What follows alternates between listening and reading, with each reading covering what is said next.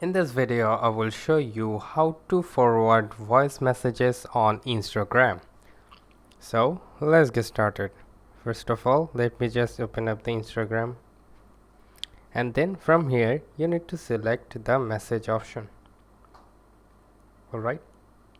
Then let's just go to a chat and then send a voicemail or voice message.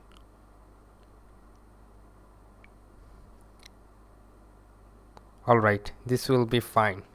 Now, if you want to send or forward this voice message to another person, if you just hold on it, you will see there is no option right over here. So there is no direct way to send the voice message to anyone else.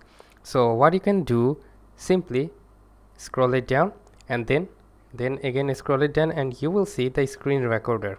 So for here you will need to use the screen recorder. So I will tap on the screen recorder and this will show up like this.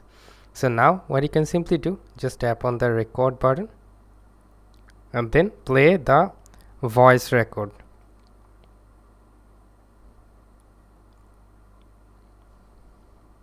Alright, when the voice record is finished, then you need to stop the screen recorder, and then if you go to the send option or video photos option, you will see the voice record right over here. So you need to select that and send the voice record to the person you want to forward your voice.